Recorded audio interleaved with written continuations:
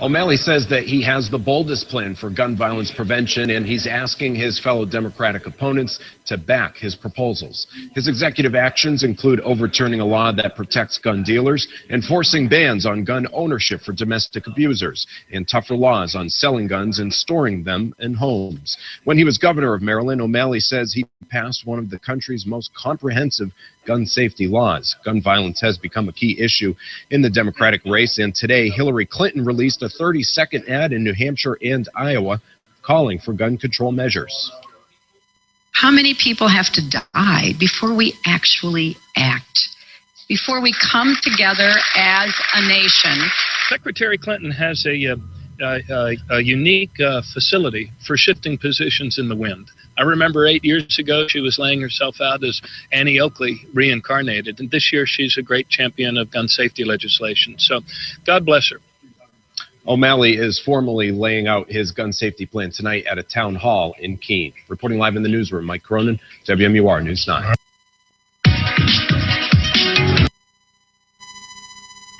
You are listening to the Free State Radio Network. Be sure to listen to all our great shows. Tuesday nights at 8 p.m., it's The Vast Right-Wing Conspiracy with Jimmy, Ethan, Tom, and Paul. Bring your guns on Wednesday nights at 8 p.m. and join John and Andy with Lock and Load Radio. Thursday nights at 9 p.m., it's the Non-Aggression Principle with Tim and Paul. Fridays at 4 p.m. is the Free State Happy Hour. So bring your drinks and be ready to relax. Follow us on Twitter at Free State Radio. Download our podcasts from iTunes by searching for Free State Radio and visit us on Facebook and the web at www.freestateradio.com.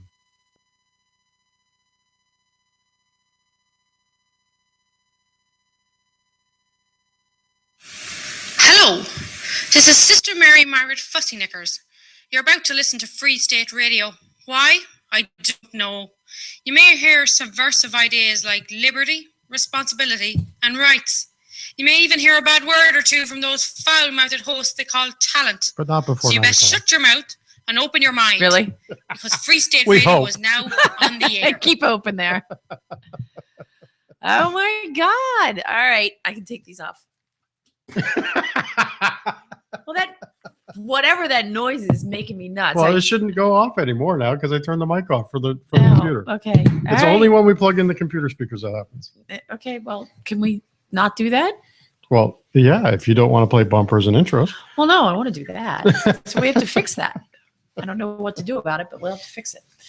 Hi, guys. Nice to see you. I know a couple of you have already joined, and we're happy to have you.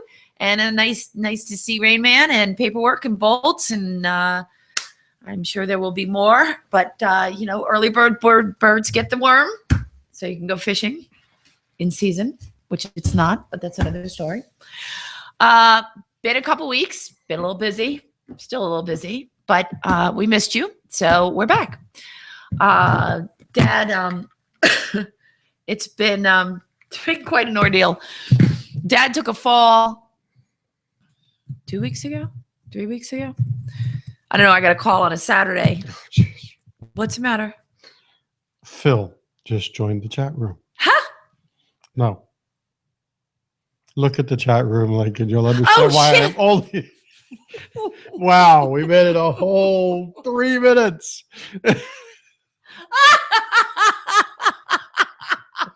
3 minutes. I think that's the shortest time in history. No, I almost said it out loud. That was why I was like, oh. This is why I said, hello, Phil. I assume that's not. No. No. Okay. No. I have not sent him the chat room link, and I don't think he has. Well, the ability to click a link. No, it's more so how, just thinking about how he would do it. Depends on whether he's working this evening or not. And I can't remember if he's on evenings or days right now. So if he's working, then that's a problem. But if he's not working, he should be listening. Even when he's working, he's willing to listen. Well, you can send it to him through Facebook, and he can listen. He can click the link through Facebook, and if he has Facebook on his phone, he can listen on his phone. Okay, then. He does not face space. Okay. As my department chief likes to say. No. Okay. Well. Then So standard warning, caveat, preemption, whatever. We should just record this. Yes, I know. I just Fiverr. need to get around to doing it. But The opinions expressed on this show are the opinions of the hosts and the hosts alone, not any organization we may or may not represent or are employed by unless we specifically state otherwise. Yes. And we'll get to that in a minute and why this episode should be called A Funny Thing Happened on the Way to the Forum. I mean, general meeting, annual meeting. But anyway, so Dad took a spill and he was in the hospital. So that was the first week. And then he went into rehab. He's 81. I mean, stuff falls apart. So they are rehabbing his legs and he is putting up with it, I guess is the best way to describe it. If you say so.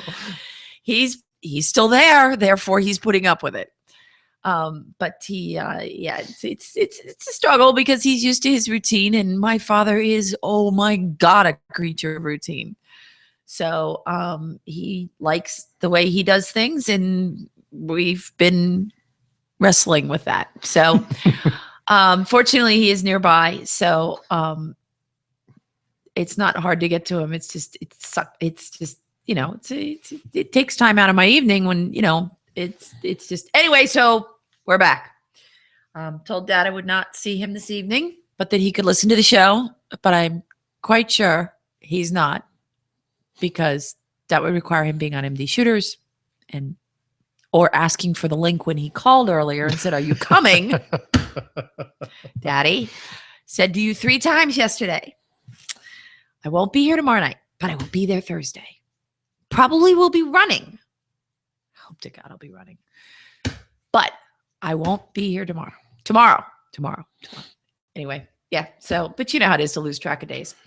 So he's doing better. We're going to have a bunch of meetings Friday, figure out where we're going with this.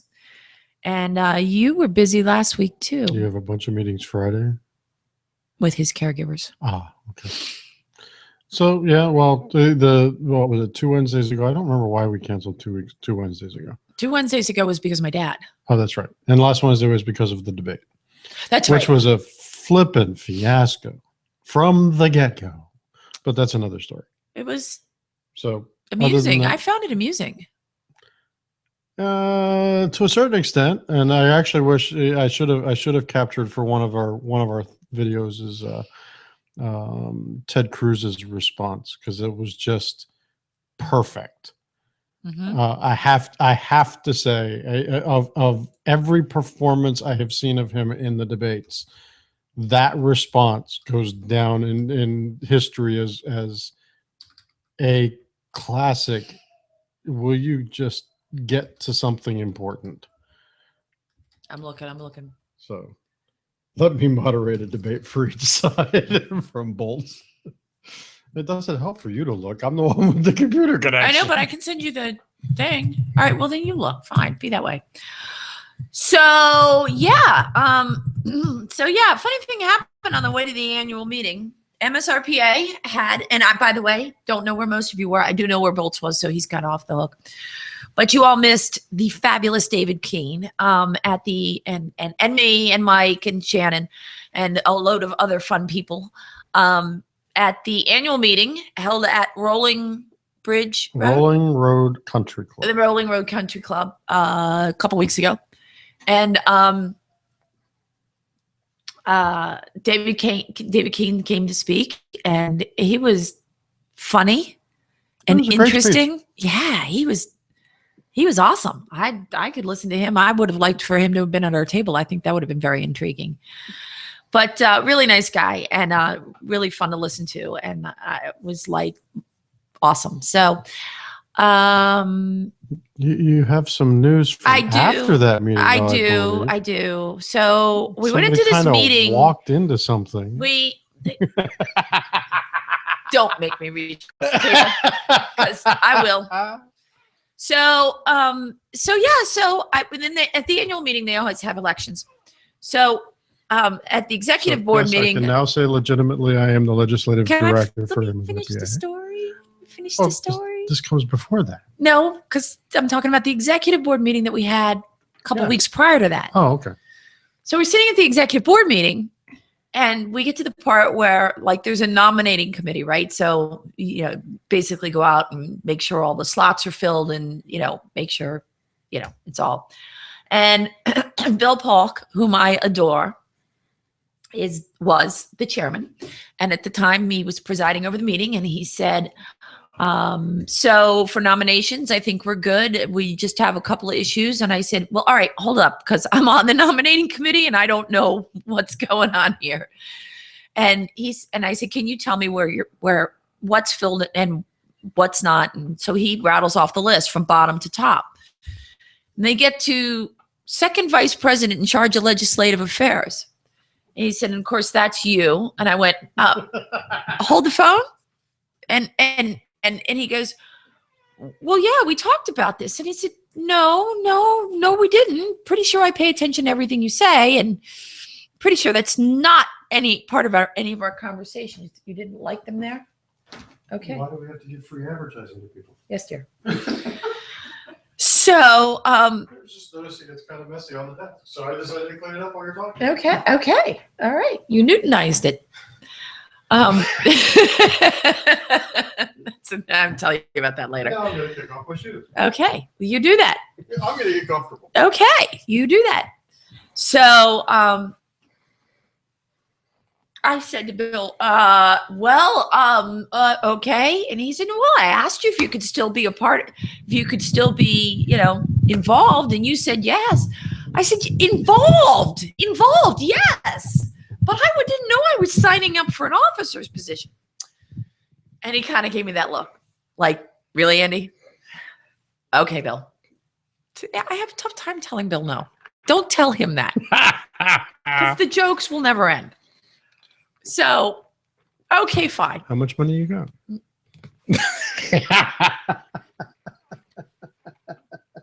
All that I need. So anyway, we get there. I'm expecting him to be elected legislative director. He is. I am now his boss. I have been elected as second vice president in charge of legislative affairs, and I am loving the fact that I can point out about every other day that he works for me. That Again. worked for you before. Again.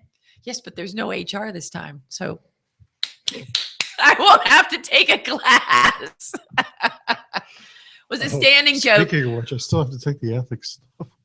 Yeah, you can do that Oh, online. I also need to don't I need to renew my registration as the lobbyist? Yeah, you kind of do. I better do that Yeah, you better do that. and get paid back from Jim for really registered the first time. Right?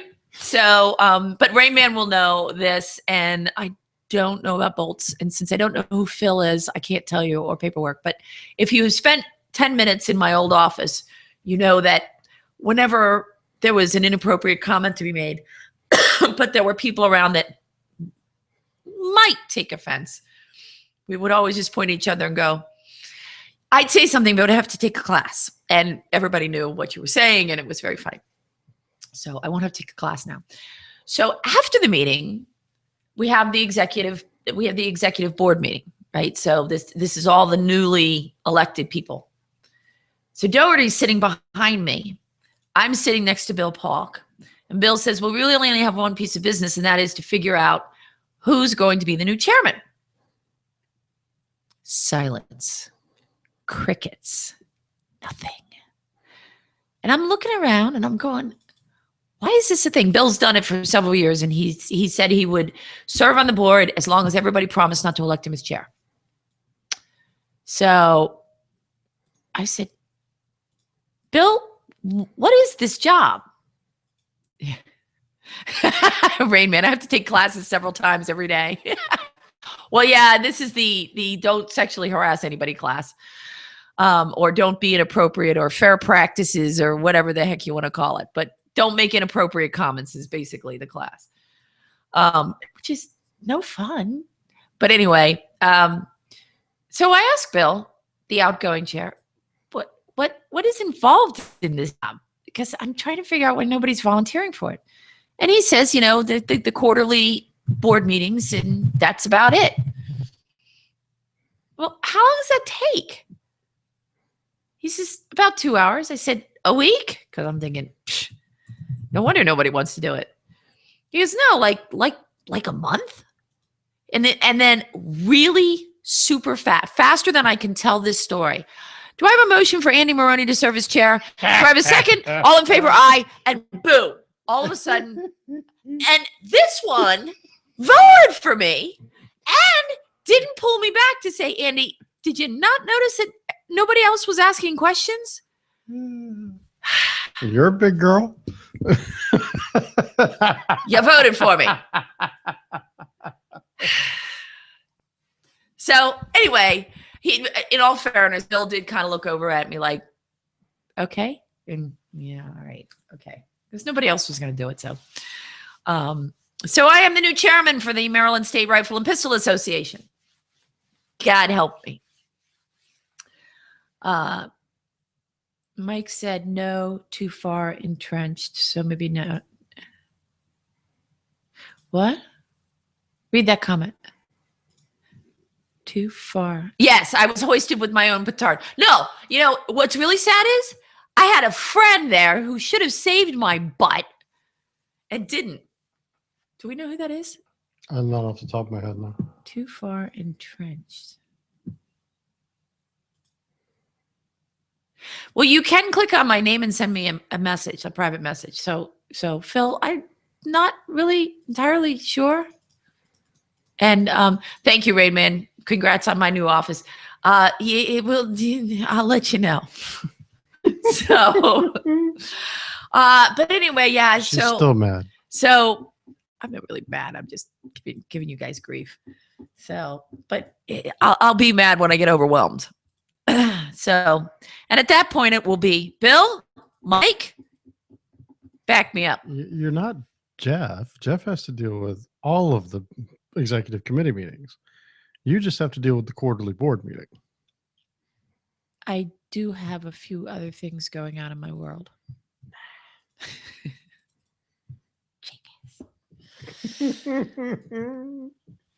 So anyway, you're just now figuring this out.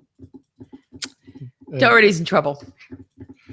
There will be cocktails 3 minutes on his dime and during 17 session. minutes. Kiss it. I was hornswoggled. I was. And he sat right behind me and didn't say anything. And I said something to him that night, like, hello. And he was like, you were in your element. I'm like, the element of taking on more work than I can possibly. So anyway. So funny thing happened on the way to the annual meeting. I got elected chair. So yeah. And congratulations, Mr. Legislative Director. Hey, Andy, you can hunt deer with spears thrown or handheld. Good to know. Wasn't planning on hunting with spears, but if I ever do, Ron, I will absolutely, positively come there. One of your little ones had a birthday. One of your little ones had a birthday. Yes, the little one that also got to spend some lovely amount of time meeting folks at the Wilmer Eye Institute and Pediatrics ER at Johns Hopkins. I know. So the joy of genetics. So my grandmother, my mother just told me this the other day. My grandmother, my mother, both of my brothers and I all suffer from that lovely condition called migraine headaches. And apparently, according to the baseline information, looks like my now 11-year-old daughter does as well. She got we went camping a couple of weekends ago with the scouting group that we're part of. An hour before I had to leave to go pull a trailer to go down to the church and grab the trailer with the gear, my wife walks into my office. Can't see from here back. Her peripheral vision for about a quarter of the radius of her, or quarter of her cone of vision, had just gone black all of a sudden. Right. Restores itself about 3 hours later. 2 visits to the hospital. And we went into the hospital the first time to get her checked. And I've been an EMT for a bunch of years, so I did some baseline checks. I'm like, okay, she's not having a stroke.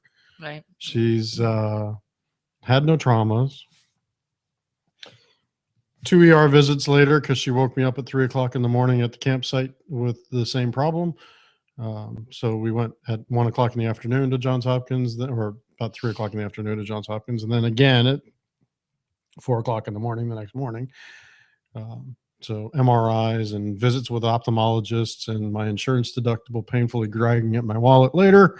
Looks like she's probably presenting that as her aura symptoms for migraines. So we had to start getting her tracked by a neurologist. But the day before Halloween, she turned 11. The wife was enjoying this birthday because this birthday was simple cupcakes and not decorated cakes, because they get theme. They did the deal for all 4 of our children was you got a theme related birthday party until you turned 10. On your 11th birthday, it just went to a birthday party. Of course, I had one birthday party my entire childhood. But So did I. And yet we survived. yes, I know. But it's a lot of fun. My brother and his family came over. My brothers from other mothers and their families came over. My parents, her parents. So we had an enjoyable but very loud Sunday evening. And other than that, yeah. Nothing going on. I just tried to do my registration. I can't actually click the button yet because I got to do the training. Oh, you have to do the training before you can renew? Yeah. It says if your initial You was can- for less than 6 months, you have can to do that training. now.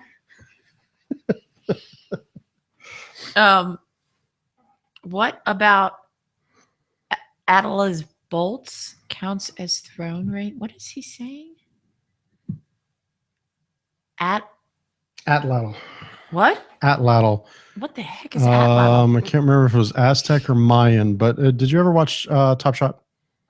Oh, The competition? Times. Yeah, You remember the spear that they threw with that lever?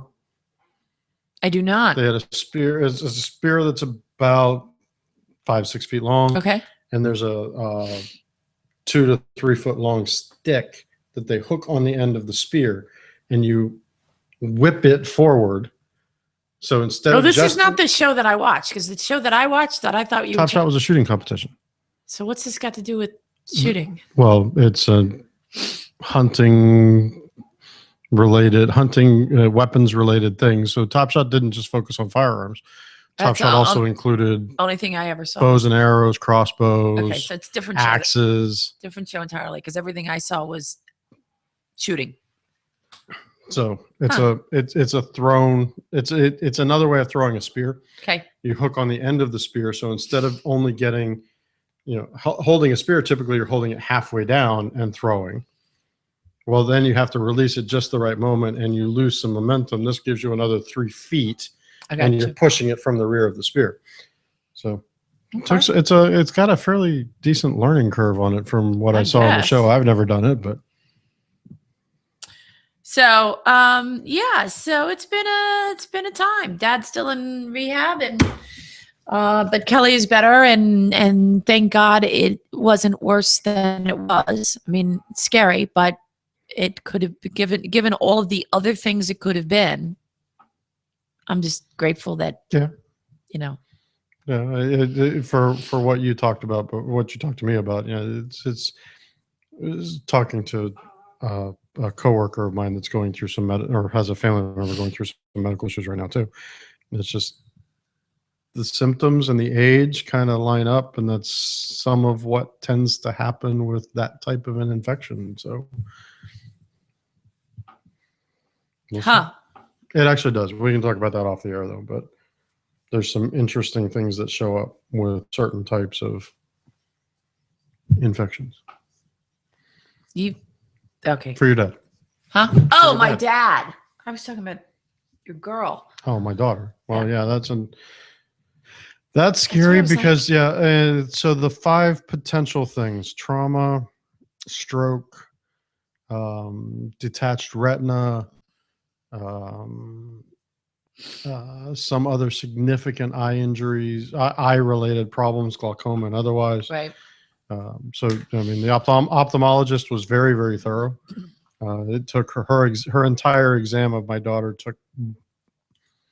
the entire exam, including the verbal part of it, took almost 2 hours. The physical exam itself that she did just on her eyes took a little over an hour. to accomplish. And my brave little girl with bright lights shining in her face. I mean, she sat bone still and paid attention and did everything that she needed to do, so that they weren't checking her too many times to do each individual thing. But, yeah. And unfortunately, yeah. So Bolts brings up macular degeneration as a possibility as well.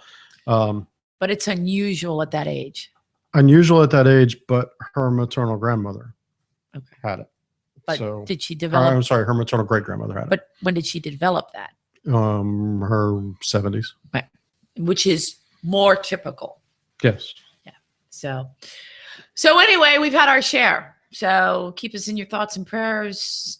Toasts, lighting of candles, finger crossing, whatever it is you do. Yeah. So let's talk a little bit about what's going on in the news. According to Aaron Cox, Senate President Mike Miller to Governor Hogan, give the money back to the children. So this is Aaron Cox, Baltimore Sun, published 2 days ago. Apparently the Democrats got together in Annapolis and started crying about giving the GCEI back to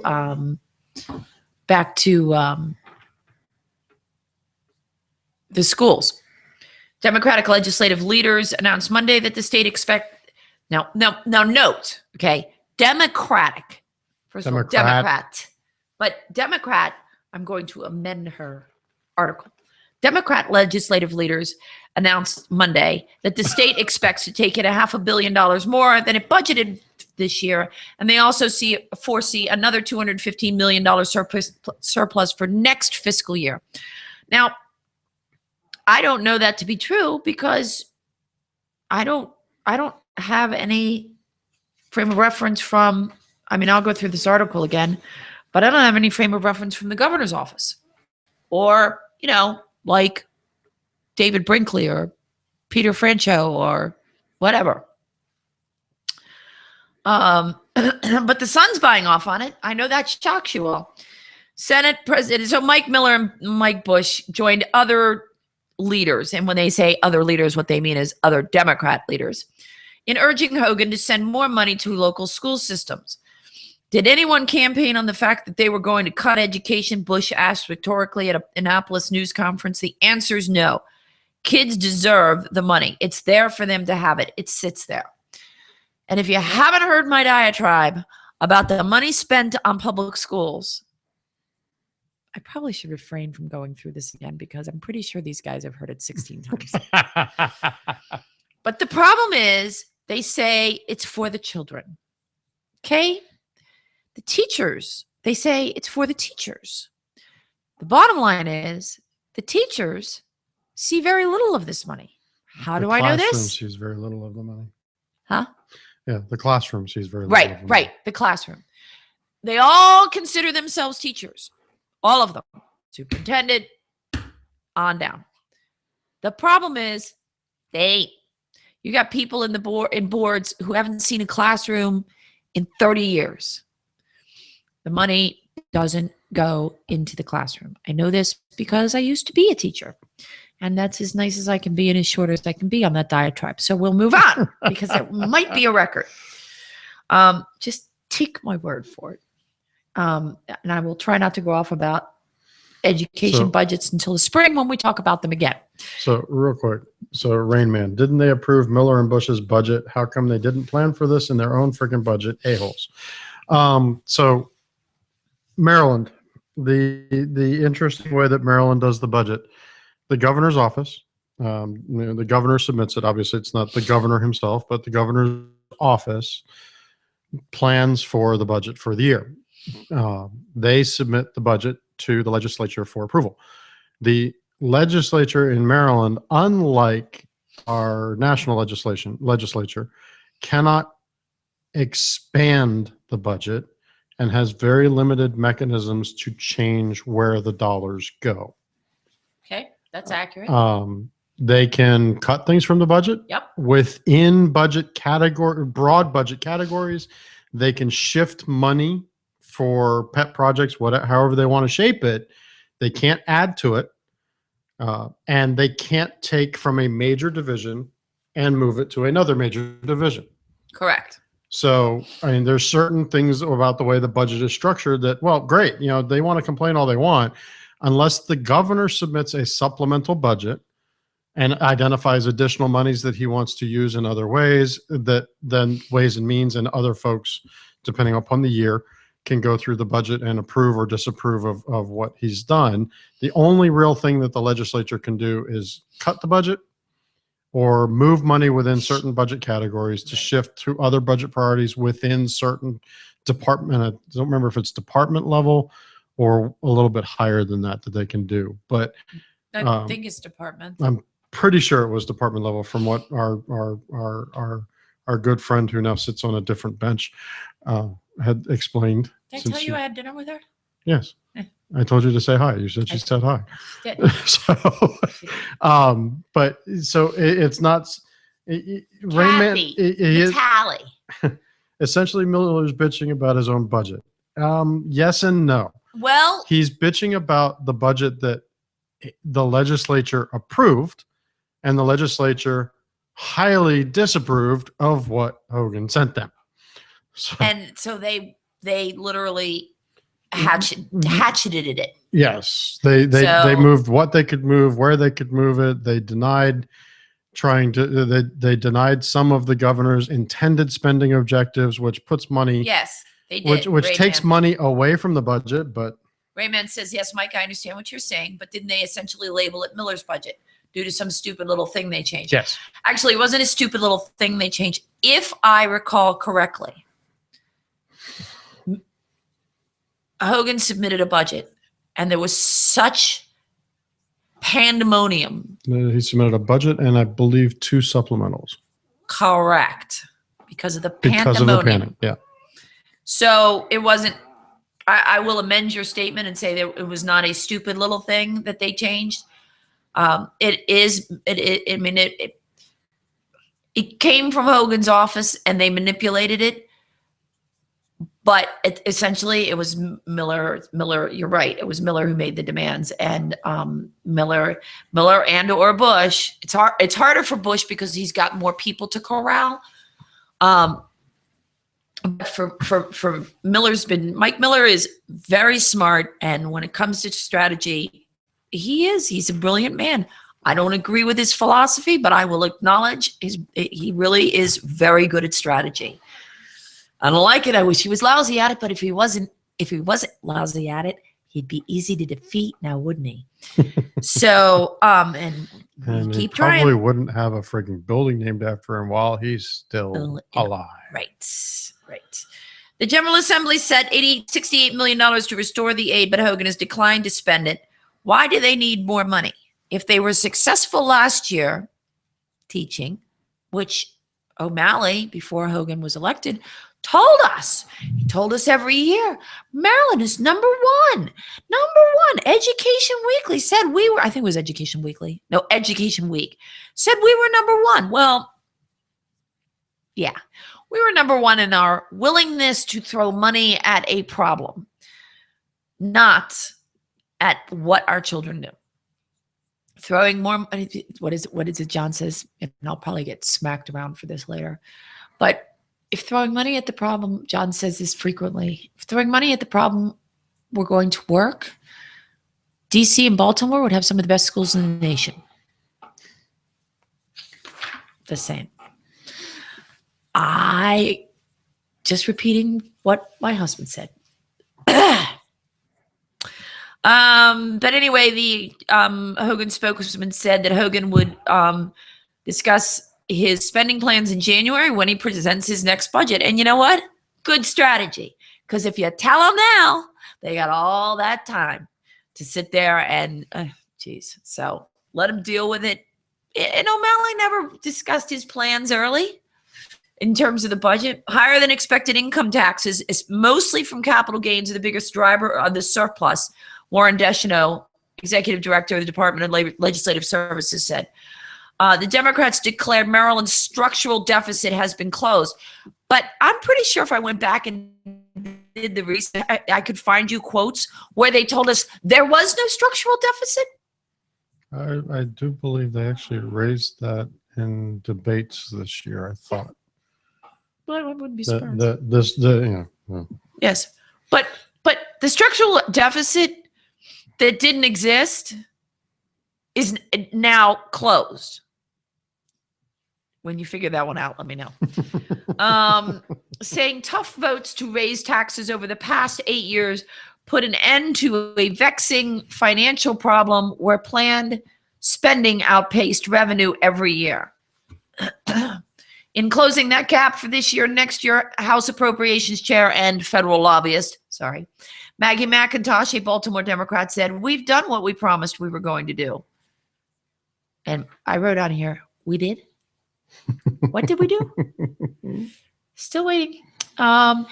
Hogan campaigned against those taxes and for putting the state's financial house in order. He disagreed that the current surplus has meant an end to structural deficits in the future, though he took credit for improvements in the state's economy. Well, yeah, I think he should. But at the end of the day, just because you have a surplus, we're talking about this at the Coliseum tonight. Just because you've got a surplus now doesn't mean you're going to have a surplus next year. So you can't go spending money like a drunken sailor. Pardon me, Mike. Hogan said the state is still facing a $1 billion deficit over the next 5 years, in part because debt payments are expected to become much bigger in the future. Miller said that because of Hogan's policies, some local school systems have had to make cuts that are absolutely criminal. He cited reductions in pre-K programs in Prince George's County as an example. Pretty sure I didn't go to pre-K. Did you go to pre-K? No, and Yeah. pretty sure that, well, guess what? I chalk this crap up to the same thing that I used to chalk up Ike Leggett's little continual whining about the budget in Montgomery County, where it was, oh, okay, well, because of the budget being so bad and you're not going to let me raise taxes, I'm going to cut police and firefighters. Yeah. You chose to make a decision on what you cut based upon the budget you were provided. And from what I recall from discussions with my delegates and my senator during this whole thing, the funding that was required for the operations of the schools was provided.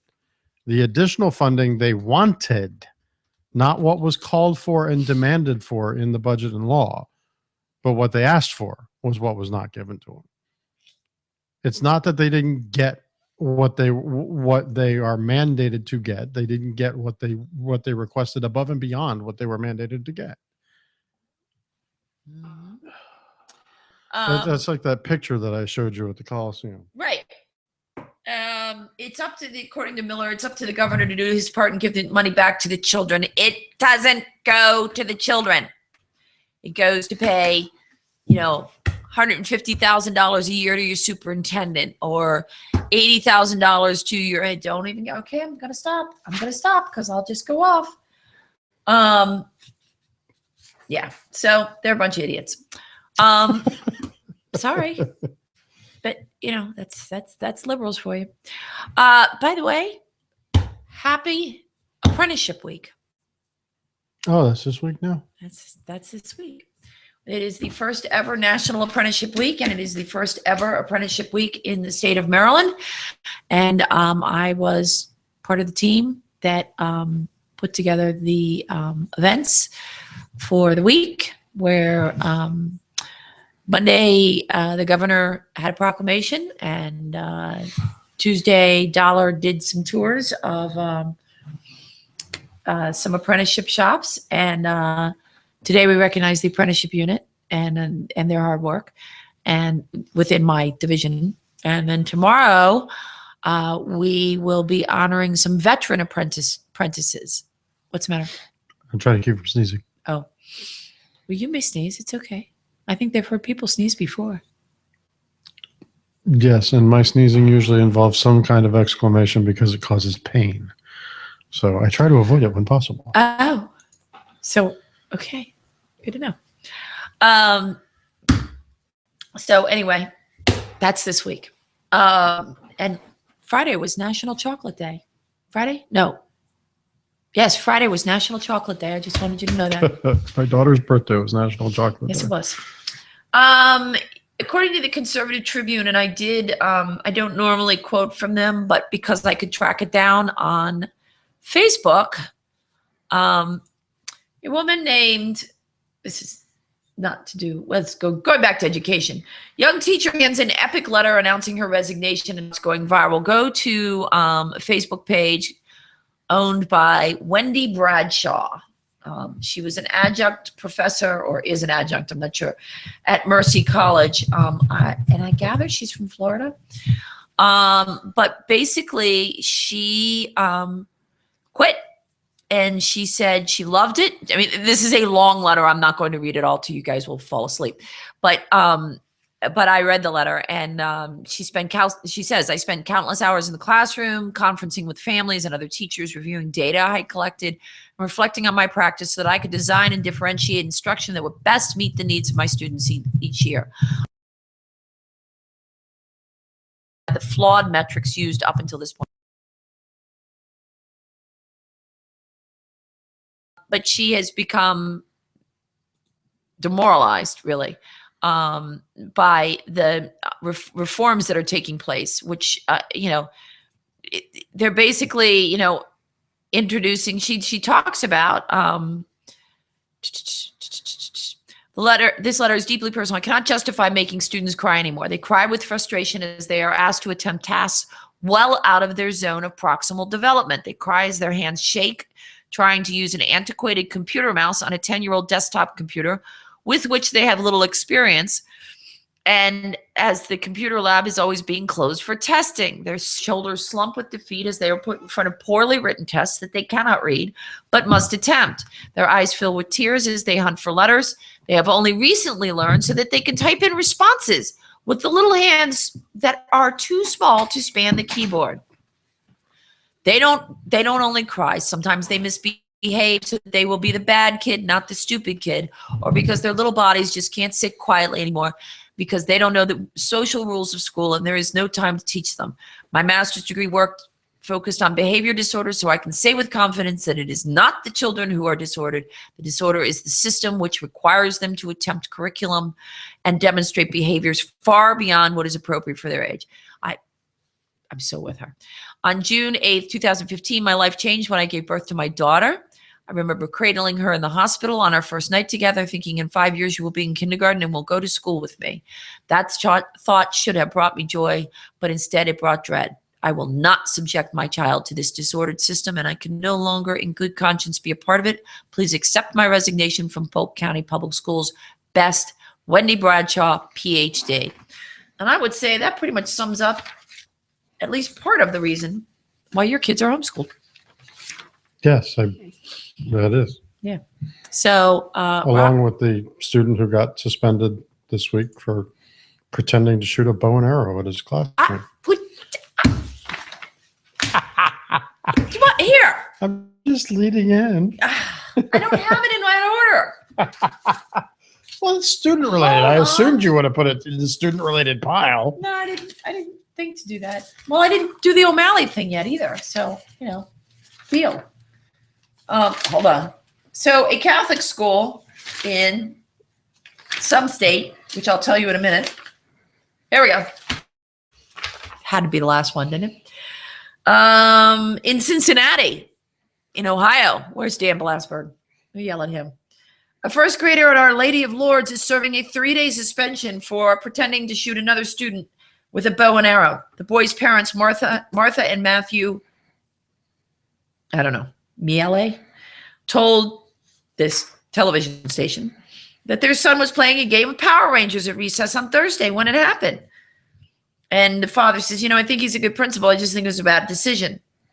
Martha Miele was called Thursday afternoon while at work by the principal. I didn't really understand. I had him on the phone for a good amount of time so he could really explain to me what he was trying to tell me, she said. My question to him was, is this really necessary? Does this really need to be a 3-day suspension under the circumstances that he was playing and he's 6 years old? And oh, by the way, it was not a real bow and arrow. It was imaginary. But yes, she didn't say that. I added that part. The Miele sent the principal an email Thursday evening and met with him Friday morning to ask him to reconsider. He told me he was going to stand firm and he was not going to change it, she said.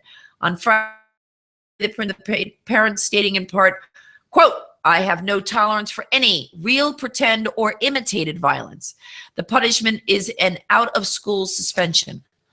Okay, so everybody who raise your hands if you played Cowboys and Indians when you were a kid, right?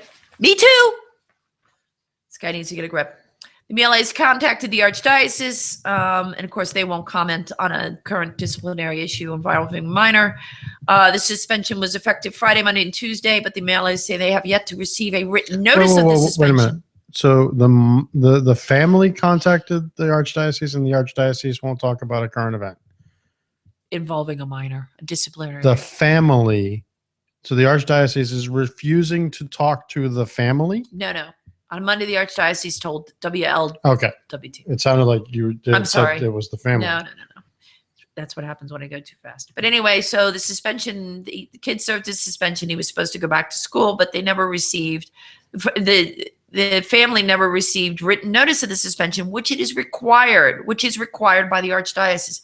Page 18, section 407.02 of the Educational Policy Manual for the school administrators states, in cases where a student is suspended, these procedures must be followed. Written notification is to be sent to the parents and students indicating the reason for suspension.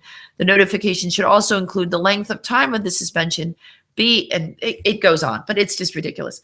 And the parents have said, I can't, or the mother, I cannot stop him from pretending to be a superhero. I can't stop him from playing Ninja Turtles. I can't stop him from doing these things. And I don't think it would be healthy to do so. His imagination can go limitless places. We try to encourage that as parents. Oh, so Rain Man's got a valid point. The principal is teaching the kids to be totally out of touch with reality and therefore unable to deal with real life when they graduate. I'll take it a step further. And some of the comments in relation to that article and others on shooters and in other places, we are politically correct to a fault, and we are teaching a victimhood society. They're going to be unable. What's going to happen to them the first time an employer actually chastises them about having to do their job? Right. They're not going to be prepared to deal with it. Right. Following the fantasy sheep in the White House is an example. Yeah. So, we'll see what happens. But, I mean, for heaven's sakes. So the kid probably went like this, stretch the bow, release the string. Where's the violence? So if the kid goes like this, in support of his school's team, does that mean that's violence? Is he going to get suspended for that? I mean, really? Okay, Bolts, I can't read that on the air, so please don't put things like that. Rephrase. WBAL TV ran an article yesterday. And I know you all will be thrilled to know that O'Malley rolled out his plan to reduce gun violence. They're calling it, his campaign is calling it the boldest plan on the issue. Probably. Till Bernie Sanders gets around to it. So he wants to, here's the points in his plan. He wants to use procurement contracts to advance gun safety by requiring manufacturers that seek federal contracts to make design changes. O'Malley said the changes will advance gun safety and improve law enforcement's ability to trace firearms. These include hidden serial numbers that cannot be defaced, microstamping, magazine disconnect mechanisms. I'm sorry, I thought that's what that button was for. Yes, well, they want what I'm guessing is they don't want you to have that. Hence the bullet button in California. The bullet button? You can't have a magazine disconnect that does not require a tool to use. So every time you want to reload, you're going to take out an Allen wrench? An Allen, well, or whatever. The reason it's nicknamed a bullet button in California is because the magazine, let's take an AR, for example. Right. AR-15, the magazine release, the magazine catch has both two parts to it mainly. It's a button that has a spring. The spring sends there's a catch on the spring. Okay. To keep the spring involved. Well, that kind of raises a dimple on the outside of the magazine. Okay. So in California, what they do is they take that part. Well, if you take that part out and put it further in, that's the right size for the tip of a 5.56 cartridge. You Okay. push the 5.56 cartridge in, that depresses the catch. Now it can press the magazine release in.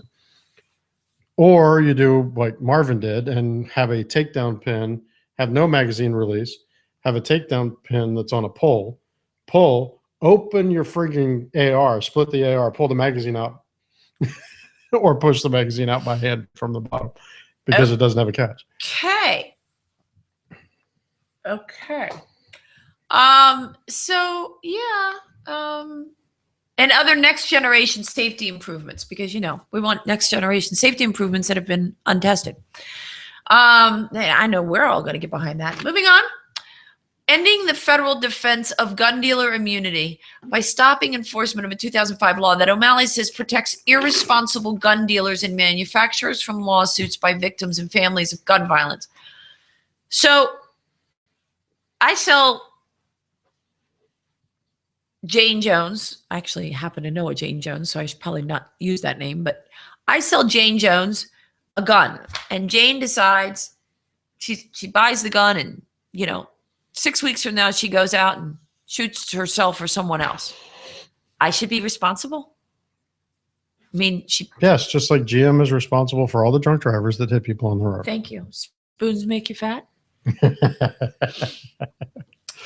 Strictly enforcing, I really need to get glasses.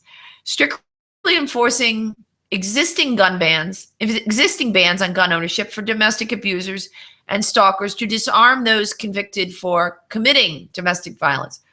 Well, you know what? I have no problem if you want to enforce current law. Okay? I don't really have a problem with that. I don't think that's a bad idea. If you are a violent criminal and you have been found guilty in a court of law of a felony, then no, I really don't want you to have a gun. No, that would be properly adjudicating your due process removal of your protected rights. Right. Oh, damn that darn pesky amendment. But we want to give them the vote. Right? Banning so-called cop killer ammunition. Could you define that for me, please? Yeah. Isn't that just about every kind of ammunition out there? Any ammunition can probably pretty much kill just about anybody. Right. Banning so-called cop killer ammunition by working to close loopholes that O'Malley's campaign said, quote, have made hundreds of kinds of dangerous cartridges available for sale. The campaign says he will act in his executive capacity as president to tighten current regulations. Boy, if you needed a reason to vote against him, that last sentence right there. Okay. If nothing else I say all night or for the last. You're right. I am a coward. I haven't any courage at all. I even scare myself. Look at the cycles on the mark. Yeah, buddy. So he's going full demagogue and emperor. Yeah, but wait, there's more. For $59.95. Anyway, a new electronic alert system to inform local law enforcement officials when those who are prohibited from purchasing firearms attempt to do so. The campaign says the system will be modeled on the FBI alert system when fugitives purchase guns, and will help law enforcement officials identify which attempted sales to prosecute. We have this. It's called NICS. But hold the phone, folks. How many convicted criminals walk into their local gun store, whether it's Duffy's or Molly's or I don't know where your FFL is, but wherever it is, how many convicted criminals go in and try? Really, seriously, I would like a number. I would like to know how many convicted criminals in the nation have tried to go into an FFL and purchase a firearm. Now, I'm not saying it's none. Okay. But I'm betting you it's less than 5% of all gun sales. Okay. So this is stupid and it's going to be ineffective. Okay. The same. It's getting late, so I'm running out of patience for O'Malley. Requiring the safe storage of firearms in homes by issuing and enforcing federal rules that make clear safety standards for gun locks and safes. Because we're not allowed to make choices anymore. The government will tell you. Strengthening enforcement and audits of licensed dealers to ensure that they are in compliance with the law. The campaign says this action includes, quote, conducting background checks of gun dealer employees, ensuring the dealers who have their licenses revoked do not become unlicensed sellers without first liquidating their inventories, and using audit inspections to check dealer inventories for stolen guns. Well, I don't even know where to start with that one. First of all, if they've had their gun licenses revoked, don't know too many FFLs that are going to want to go up against the Bureau of Alcohol, Tobacco, Firearms, and Explosives. Because I hear actually those guys are a little crazy. So I'm sure they're fabulous people. I just think it's funny. O'Malley's gun control push is designed to give him a boost in the polls, blah, blah, blah. Interestingly enough, there is not a single quote in this article, and I'm a little surprised, but I don't see who wrote the article, so I don't know. Oh, story originally reported by WMUR, political reporter. Okay, which is not. They picked it up from WBAL. Picked it up. Yeah, and it was this was released information from before his speech. Right, and here's the problem. So that article was written before a speech he did last night. Oh, that's great. Where's the counterpoint to this? Where is the local? Where's the state chapter from New Hampshire, the equivalent of the MSRPA, or where is the NRA's comment on this? Seriously? Nothing? Nothing? Right. What, you okay. think journalism exists? It's supposed to. And they're supposed to give equal time in their articles. And in their news stuff, they're supposed to, but okay. Yeah, right, Bolts. Yes. Yeah. ATF does tend to set fire to your house with a tank if you piss them off. Yeah. Well, and then there's the other ones from Bolts mentioning, somebody, and I wish that somebody from the media would actually address this point too.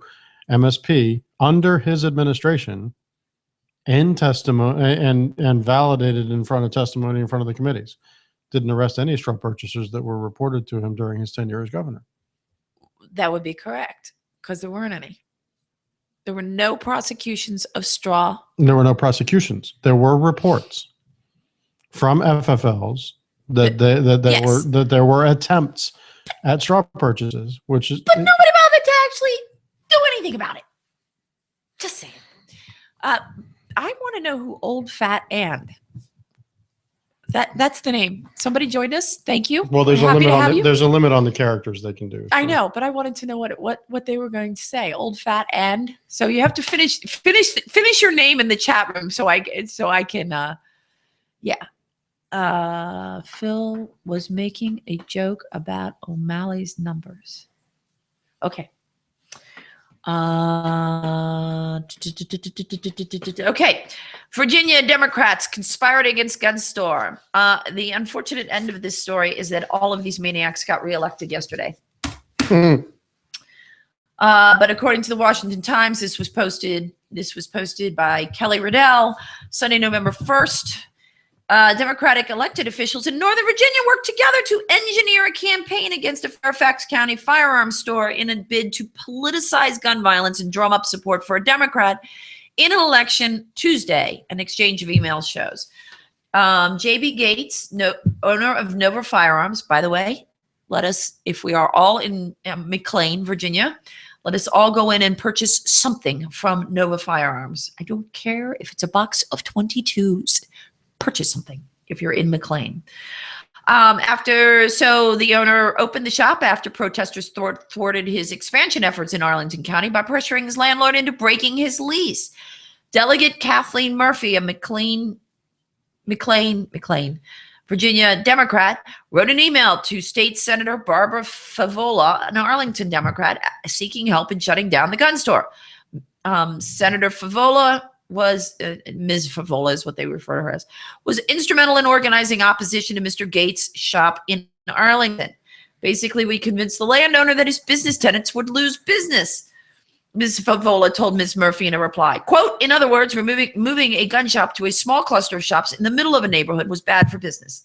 Quote, the argument was about supporting small businesses. The we versus they argument is winnable with the NRA. No. Should be old, fat, and ugly. Guess the board cut off the rest. Now, all we have to do is figure out who that is. Ms. Murphy forwarded this email September 25th to other Democrats in her district, including Fairfax County Supervisor John Faust, who is up for re-election on Tuesday, saying, let's do it. Bearing Drift, a guns rights blog, obtained the officials' emails via a Freedom of Information Act request and made them available to the Washington Times. On September 26th, when Mr. Gates held the grand opening of his McLean gun shop, protesters picketed outside. I'm just so sorry I wasn't there that day. That same day, an online petition was created to thank the protesters and demand a boycott of the McLean Service Center, Mr. Gates' new landlord. Online forums in the Fairfax Underground Public Message Board posted the landlord's personal cell phone and home address and encouraged protesters to demand he break his lease with Mr. Gates. Are you effing kidding me? Wonderful ethics there. Yeah, that's your gun control maniacs. We're not leaving, and our new landlords are backing us 100%, Mr. Gates told the Washington Times. Our customers who live in the area have asked us not to back down and stay, and a lot of our customers are from McLean. They protested us the day we opened. Had about 115 people there, but to be honest, that helped us more than it hurt us. He said, the protesters put us on the map. I have people statewide in Maryland, Pennsylvania, D.C., all the way down to Florida, saying they saw us on the news and want to support us. Business is good. Still, Mr. Gates is perturbed by politicizing the issue. His shop is less than 2 blocks from his previous location, but it is closer to a school, which Democrats have cited in efforts to peak voter turnout on Tuesday. Mr. Faust issued a campaign handbill saying his Republican opponent, Jennifer Cronus, is wrong on guns and defends Mr. Gates' shop. There have been 47 school shootings this year alone, the Faust handbill reads. Don't let Jennifer Cronus become supervisor because it's not right to sell guns next to school. However, there's a little detail that he left out. Virginia County supervisors have zero jurisdiction over gun stores that are established in accordance with national and state laws. It is not the role of our elected leaders to publicly insult law-abiding business owners and, in my opinion, to fan the flames of an issue only to make worse the fears of the parents for political gain, Ms. Cronus said. Unfortunately, Ms. Cronus lost, which is really sad. But there is a Nova Firearms Facebook, so get on there. Go order. I don't care if you spend $2 with that guy. I don't care if you spend $20 or $200, but go support that guy. Nova Firearms in McLean. So what do we got going? One of the first things you should do before reading my article, Before reading an article. is to see if they have a comments section. If not, move along. Okay. Well, they all do, but I make up my own opinion without reading the comments. Not really sure where we're going with that, but rock on. If you want to continue that thought, I would welcome it. Is Favola rude body part? Oh my God. Oh, bolts. According to Breitbart, Chicago Police Department will not charge concealed permit holder who saved a woman. I find this a shocking article, actually. But there's a follow-on, I think, to that one. Keep going. On November 2nd, the Chicago Police Department announced it would not be charging the concealed carry permit holder who intervened and killed an alleged robber who was pointing a gun at a female store employee on Halloween. The Chicago Tribune reported the incident sometime after 10 a.m. or around 7 p.m. says 55-year-old Reginald Gildersleeve entered a store, doesn't say what store, but anyway, announced a robbery and displayed a handgun. After displaying the handgun, Gildersleeve pointed it at a female employee, and the concealed permit holder shot him multiple times. Gildersleeve was later pronounced dead. After the incident occurred, Fox News AP reported that the police were looking at the concealed permit holder's actions as self-defense at that point, but nothing more concrete was said. In police department spokesman said it's a slippery slope for police in trying to ascertain if individuals with concealed permits should intervene in dangerous situations, if at all. But they have now looked at witness statements and surveillance videos from the store and currency exchange. I don't know what the heck that means. And so the store does currency exchange in addition to other things. Investigators classified the shooting as self-defense after they reviewed witness statements and surveillance videos from the store and currency exchange. I got you. The WGN report reaffirms that the concealed permit holder opened fire after the robber pointed his gun at a female employee and forced her to the back of the store. So God knows what else. I mean, and the shooter's family, or the robber's family, is claiming that he was shot too many times. And the concealed carrier should have shot to wound.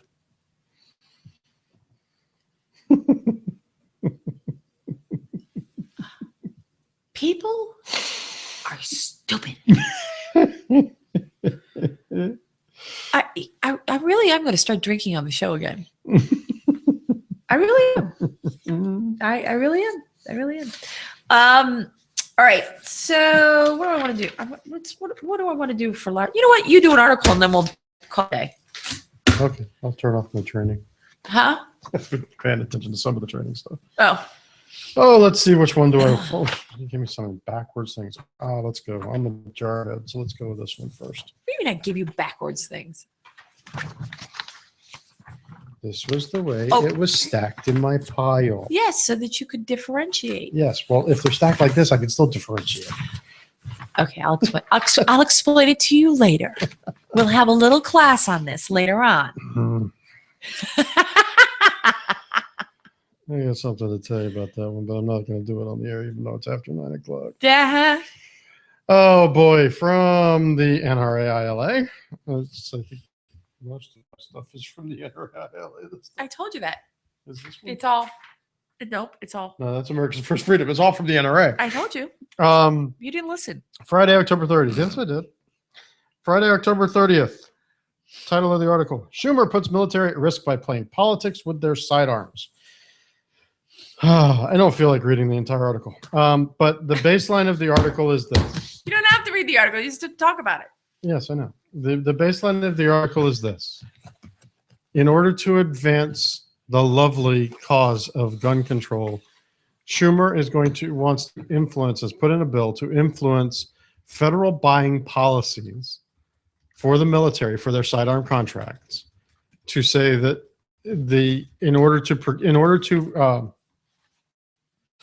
Schumer wants federal agencies to, quote, require all participating bidders to lay out a plan for the development and sale of smart or child-proof guns and accessories. Yeah. He also wants to force all gun dealers, all gun contract manufacturers to refuse to do business with FFLs that do not agree to the new pipe dream of holding a firearm purchase until a final determination is made by NICS. So the current law for NICS, I know I'm preaching to the choir for everybody that's out there. Current law for NICS says you either, on the instant check, you're going to get back either a proceed, a deny, or a delay. Right. If you get back delay, it starts a 72-hour clock. Okay. At the end of that 72-hour clock, if they have not received any additional information, the FFL may release the firearm. Okay. It was specifically put into the bill, to the NICS authorizing bills, as a stopgap measure to ensure that the federal government was not using the NICS system as a way to ban gun purchases without cost. Okay. So you're either denied or you're proceeded. And if you're delayed for more than 3 days, it's a default proceed. And in the operational law, if the final determination comes at any point after that 3 days that you were prohibited and should have been denied, it is the ATF's responsibility to retrieve the firearm. Yeah. So Schumer's trying to use the federal buying process, the federal acquisition regulations, through the military to deny that. So what's that going to do potentially if it were, I mean, it's unlikely to pass anyway. Sounds like O'Malley. But well, actually what more, this was released before. So all O'Malley is doing is copying some of Schumer's stances too. Mhm. So. They're a bunch of idiots. Oh, then there's the next joy. From America's First Freedom, See, November 3rd. And I said he only had to do one. The real pain of a federal gun tax. Oh. Federal bill recently introduced by Representative Nydia Velasquez, Democrat from New York, is so onerous that it could also be considered Seattle on steroids. H.R. 3830, otherwise known as the Reducing Gun Violence in Our Neighborhoods Act of 2015, would impose a stiff $100 tax on every firearm sold, on top of every existing tax we already pay. I'm sorry. What is the tax? $100 per firearm. So that's in addition to, what is it, the Pittman Act fees that go to Conservancy, in addition to state sales taxes. Pay attention, guys. Pay attention to what Mike is telling you. You're going to hear about this again. Okay? I'm not going to comment further. Pay attention. Okay? So big time. So with this one, I'll read probably most all of this one, just because I think it is important enough.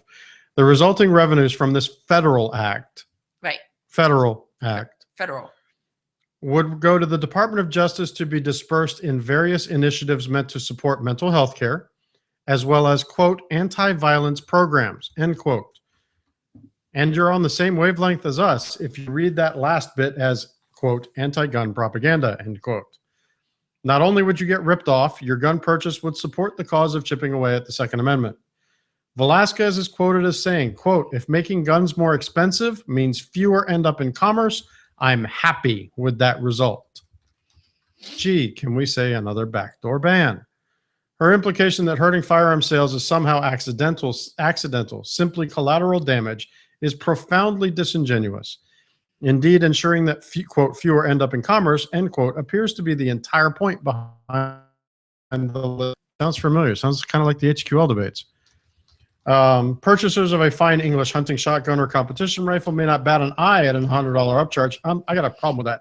I want to get back into competition shooting, and I wouldn't necessarily say, I can't say. I don't know what it would do for having to pay the $100 tax, but there's some pretty damn nice competition rifles I'd like to buy. And if they're what's going to allow you to compete, you may suck it up and deal. You're not going to, but that doesn't mean I'm not going to bat an eye about it. But for those who are only able to afford the bare minimum, this could be an insurmountable obstacle to gun ownership. Again, sounds oddly, eerily familiar. When Representative Velasquez speaks passively of guns not being sold, what she actually intends is to keep them out of the hands of the poorest and most vulnerable Americans. We've addressed the encouraging phenomenon in Detroit in which residents of low-income areas frequently employ guns to defend themselves. I think I know who it is now. Do we really want to significantly increase the difficulty facing citizens like these in affording a firearm? Of course, slapping a $100 tax, more like a fine, onto every gun sold is far from the only thing that H.R. 3830 would do. Internal quote in the article from Forbes. Velasquez says the bill will also strengthen federal reporting requirements for stolen or lost guns. Again, what does this sound like, folks? Sounds like the HQL, and it sounds like we're, I wouldn't be surprised if we hear some of this again in the coming months. I wouldn't be surprised. And I have no knowledge. I'm just guessing. Establish a national database for missing firearms and utilize technology so that the origin of recovered weapons can be identified. I wonder how that's going to happen.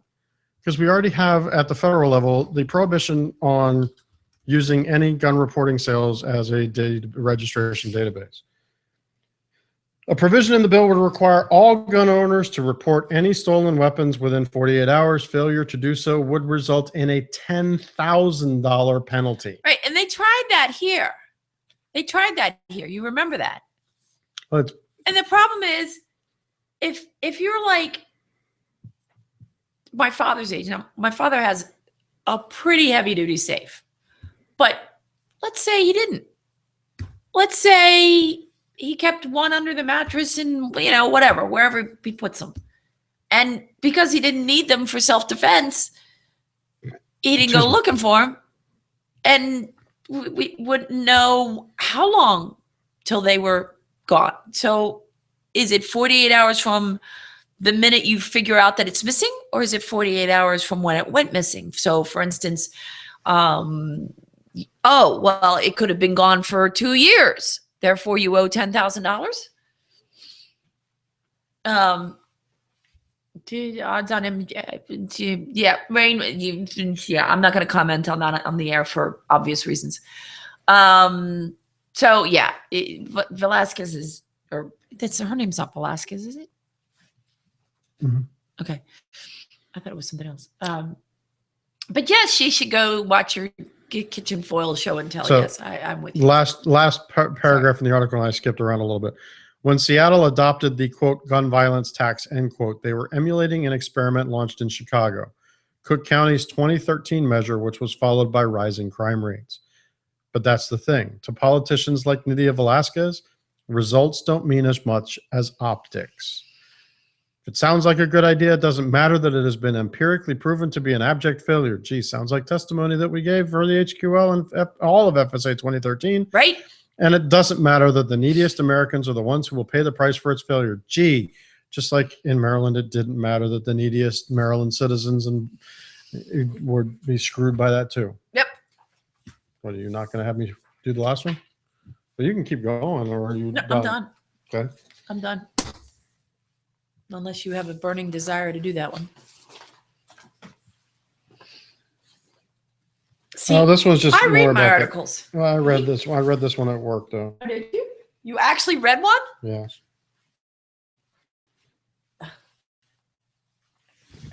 Yeah, this one's actually too long of one, but what I would suggest, for those of you that are interested, from America's First Freedom, Yes. and you can find this on their website, which is americasfirstfreedom.org. There's an article by Darren Lasorte from Monday, November 2nd, titled "Thanks for Your Distortion." It's about one person's attempt to rip apart some of the Violence Policy Center's useless demographic useless reporting and statistics. Kind of goes along the lines of things like, the recent things of Hillary conflating the numbers of gun violence by specifically including suicides, so that the numbers jump up by an increase of almost 66% compared to everything else. You last called me at, all right, I'm going to figure this out. This is going to drive me nuts. At 1:28 on 10/22. I don't even know what day of the week 10/22 was. All right, I'll figure it out. You called me on a Thursday at 1:30. Oh, Lord. I have no idea. I have no idea who this is. Anyway, all right. That's all we got. Okay. And I'm tired. Okay. Been a long week. Yeah. Is it over yet? No, we gotta listen to everybody's favorite leprechaun. Actually, I shouldn't say that, because that's an insult to my heritage and my leprechauns. And But, mine. There's actually a Dylan Ireland. So. But there's some interesting comments that I wanted to hear, and I want to see how far and deep this goes. So we'll good night, and we'll let everybody listen and go vomit. Were you a fan of The Wire? No, not much. Yeah. I was kind of the antidote to The Wire. David and I both came from the Martin same O'Malley was the county, antidote Montgomery for The County. Wire. And David saw Baltimore and nothing but hopelessness. I saw Baltimore and nothing but huge opportunities to make better and to save a lot of lives. So Where are we now? Are we about to get whacked? I know, this would be a good place to do it. I am not a former Republican. I am not a former independent. I am not a former socialist. I am a lifelong Democrat. I'm running for president of the United States. I intend to win, and I need your help. I need your help in this campaign. Look, I understand. When a man stands before you with 2% national name recognition, I think we can just go out on that. I one. think, yeah. It's Good night, y'all. Good night. See you next week.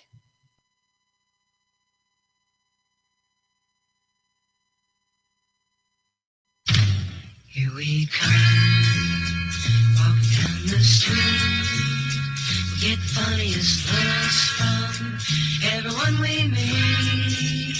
Hey, hey,